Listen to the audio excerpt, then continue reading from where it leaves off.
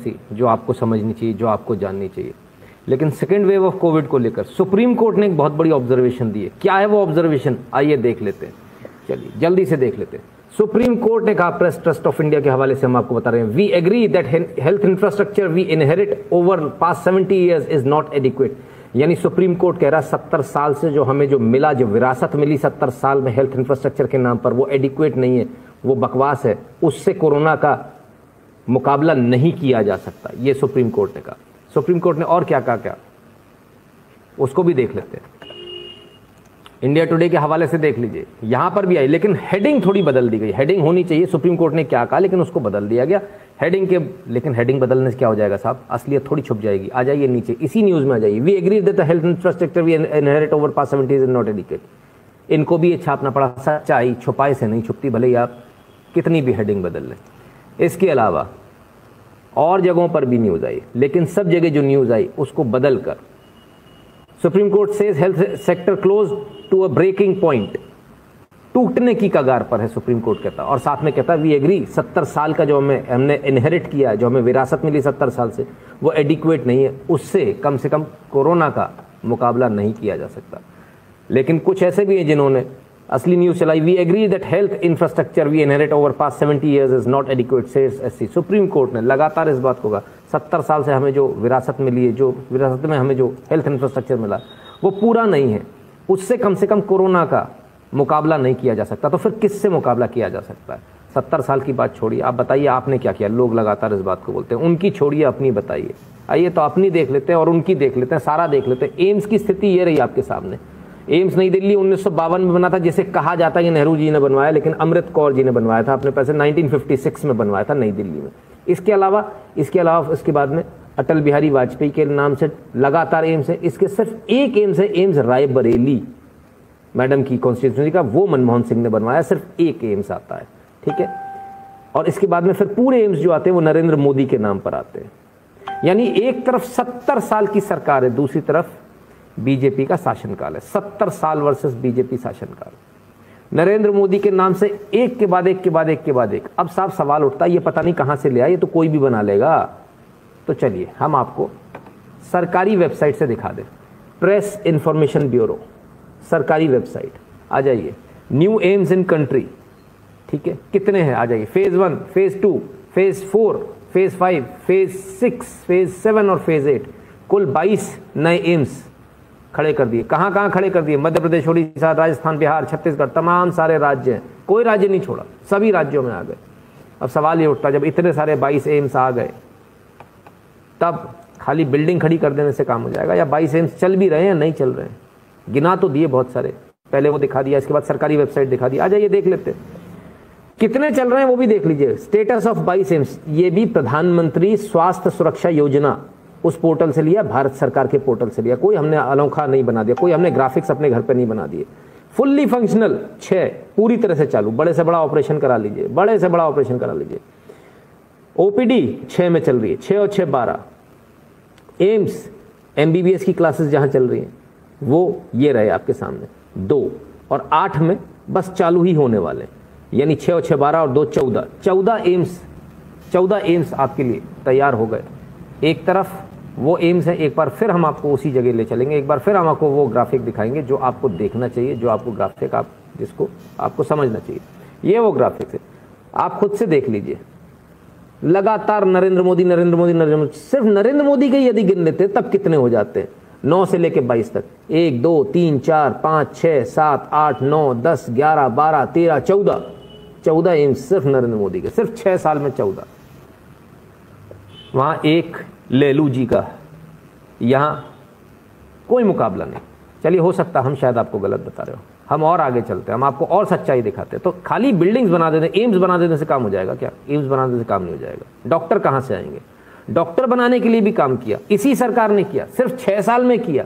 आ जाइए देख लेते हैं। India has added 30,000 MBBS seats, 24,000 PG seats in 6 years. 6 साल में, सिर्फ 6 साल में 30,000 एमबीबीएस, 24,000 पीजी सीट। मैं नहीं कह रहा हूं, एंटी हिंदू द हिंदू कह रहा है, ठीक है, क्लियर है। यानी सीट भी बढ़ गई। तो साहब सीट बढ़ाई तो फिर वही अडानी अंबानी की बढ़ा दी होंगे, उन्होंने कॉलेज खोल लिया होगा, उनको फायदा हो गया होगा। आ जाइए देख लेते किसको फायदा हुआ, हिंदुस्तान टाइम्स के हवाले से। ठीक है, आ जाइए, कोई आज की न्यूज़ नहीं, 2020 की दिखा रहा हूँ, पुरानी दिखा रहा हूँ।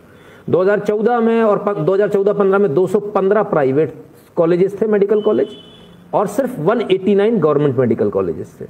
ठीक है, अब हेडिंग है number of government medical colleges surpasses private one. Private को सरपास कर गया सरकारी आंकड़ा। पहली बार ऐसा हो रहा जब प्राइवेट कॉर्पोरेट सेक्टर को मात दे दी सरकार ने, ऐसा कभी होता नहीं। तो 189 थे। आ जाइए 2014-15 में। 19 में क्या हाल आया, 2019 में आ जाइए 279 गवर्नमेंट, 189 से 279 पर आ गए। प्राइवेट कॉलेज 215 थे, सिर्फ 260 हो पाए, यानी प्राइवेट के मुकाबले 2 गुनी 3 गुनी रफ्तार से ज्यादा काम हुआ। सिर्फ 6 साल का ये आपके सामने रिपोर्ट कार्ड है। तो सब सरकारी बढ़े, अडानी अंबानी के नहीं बढ़े, जो बार बार कहा जाता है, कॉर्पोरेट सेक्टर के नहीं बढ़े, सरकारी कॉलेजेस बढ़े, सीट बढ़ी, सरकारी कॉलेज बढ़े। ठीक है, और आ जाइए और देख लेते हैं। ये तो हुआ कॉलेज का और इंफ्रास्ट्रक्चर की बात। पीएम केयर्स के लिए बड़ा झगड़ा हो रहा है। पीएम केयर्स ने अभी तक क्या किया, 28 अप्रैल 2021 तक का आंकड़ा दिखा रहे हैं हम पीएम केयर्स का, 2000 करोड़ के वेंटिलेटर। और ये सबसे बड़ी बात, पीएम केयर्स कोई सरकारी पैसा नहीं है, आपका और मेरा पैसा है, जो मैंने दिया और आपने दिया वो पैसा है, इसमें सरकारी पैसा नहीं पीएम केयर्स में। ठीक है, 2000 करोड़ के वेंटिलेटर, 1000 करोड़ के वैक्सीन डेवलपमेंट, 100 करोड़ का वैक्सीन डेवलपमेंट, 1000 करोड़ का माइग्रेंट वर्कर्स का पैकेज, 2 कोविड के हॉस्पिटल बिहार में, 2200 करोड़ का वैक्सीन ड्राइव, 201 करोड़ के 16 पीएसए ऑक्सीजन प्लांट्स, 551 उसके अलावा पीएसए ऑक्सीजन प्लांट्स अलग से दिए गए, 1 लाख पोर्टेबल ऑक्सीजन कॉन्सेंट्रेटर्स ये अलग से। ठीक है, ये पीएम केयर्स कर रहा है। तो साहब पीएम केयर्स क्या कर रहा है, प्रधानमंत्री मोदी क्या कर रहे हैं, लोग सवाल पूछ रहे, बता रहे हैं हम क्या कर रहे हैं। और आ जाइए, सिर्फ इतना नहीं है, ऑक्सीजन को लेकर बड़ा हंगामा हुआ। ऑक्सीजन देख लीजिए, 18 अप्रैल तक ऑक्सीजन का प्रोडक्शन दिखा रहा हूं मैं आपको, 7,287 मीट्रिक टन पर डे था। सिर्फ 9 दिन, 18 से 30 आ जाइए, सिर्फ जरा से कुछ 10-11 दिनों में 9,250 मीट्रिक टन हो गया, 7,000 से 9,000। मेडिकल ऑक्सीजन, ये तो हुई प्रोडक्शन, सप्लाई कितनी हुई वो बताइए। 21 अप्रैल को और 30 अप्रैल, सिर्फ 9 दिन में जो फर्क आया, 6,822 हो रही थी सप्लाई 21 अप्रैल को, 30 अप्रैल को 8,593, सिर्फ 9 दिन का खेल है। रेमडेसिविर आ जाइए, 21 अप्रैल और 30 अप्रैल 9 दिन के अंदर क्या फर्क आया, production 38 lakh vials per month का था, सिर्फ 9 दिन में 1 crore 3 lakh vials per month का हो गया। प्रोडक्शन छोड़िए, सप्लाई बताइए, आ जाइए सप्लाई भी देख लीजिए। रेमडेसिविर 11 अप्रैल 30 अप्रैल, 11 अप्रैल को स्थिति थी लगभग 70,000, 67,900 वायल्स पर डे, लगभग 70,000 वायल्स था। आज कितना है 30 अप्रैल को, 2,09,000 वायल्स, यानी लगभग 3 गुना हो गया, 70,000 से 2,09,000। ठीक है, 7 या 21 हो जाएगा, 2,10,000, राइट, इतना फर्क। और देख लीजिए, अब बात आती है कि भाई ये सब तो ठीक है, आपने बताया क्यों नहीं, केंद्र सरकार ने राज्य सरकारों को सूचित क्यों नहीं किया, तो वो भी हम बता देते हैं। केंद्र सरकार ने राज्य सरकार को कब कब सूचित किया ये भी बताएंगे, ये भी भारत सरकार के पोर्टल से ही बताएंगे, एकदम ऑफिशियल बताएंगे। आ जाइए, कोविड-19 अपडेट देख लीजिए, कब का है, 7 जनवरी का। क्या कह रही है सरकार, किस किस से कह रही है केंद्र सरकार कह रही है महाराष्ट्र से, केरला से, छत्तीसगढ़ से, वेस्ट बंगाल से। क्या कह रही है, नया सर्ज आ रहा है, इसको बचाना है, keep a strict vigil to curb recent spike, बहुत सावधानी के साथ इसको, और against any laxity states are advised, ढीलापन मत रखिएगा नहीं तो नुकसान हो जाएगा। 7 जनवरी को कह रहे हैं, 7 जनवरी को कह रहे हैं, जब कोई केसेस नहीं थे तब बता रहे हैं, बोले केसेस आने वाले, सुनामी आने वाली, बच जाइए। इसके बाद फिर कब कहा, 21 फरवरी को, 21 फरवरी जब ये स्पाइक आना शुरू हो गया तब फिर कहा कि आरटीपीसीआर टेस्ट कराइए, रैपिड एंटीजन नेगेटिव आने पर भी आरटीपीसीआर मैंडेटरी है, करवाइए आरटीपीसीआर।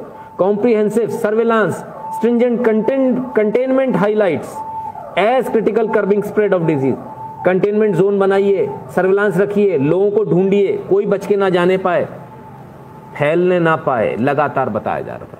इसके बाद फिर आ जाइए 25 फरवरी को, किसको लिख रहे हैं, महाराष्ट्र, केरला, पंजाब, मध्य प्रदेश, तमिलनाडु, गुजरात एंड छत्तीसगढ़। क्या लिख रहे हैं कि आपको इसमें कई सारे स्पाइक्स इसमें देखने को मिल रहे हैं, बड़ी बुरी तरह से बढ़ रहा है, आप क्या उसको जरा संभालिए। 7 केस और साथ में साथ वैक्सीनेशन भी कीजिए। तो क्या स्थिति, 90% जो केसेस है वो सिर्फ 7 स्टेट से थे, 90%। 25 फरवरी को 90%। यदि इसको कंट्रोल कर लिया जाता तो स्थिति नहीं होती। नंबर 1 पर महाराष्ट्र था, नंबर 2 पे केरला था, पंजाब, तमिलनाडु, गुजरात, मध्य प्रदेश, कर्नाटक। यहां वेस्ट बंगाल का नाम नहीं है, यहां उत्तर प्रदेश का नाम नहीं है, ये इनके नाम नहीं है, नाम इनके हैं साहब। टॉप ये थे, 90% केसेस सिर्फ इनके यहां से थे। यदि ये रोक लेते महाराष्ट्र, केरला देखिए कहां पहुंच रहे, यदि ये रोक लेते तो बाकी जगह जाता ही नहीं। लेकिन साहब कैसे रोक लें, राजनीति जो करनी है। आइए और आगे चलिए।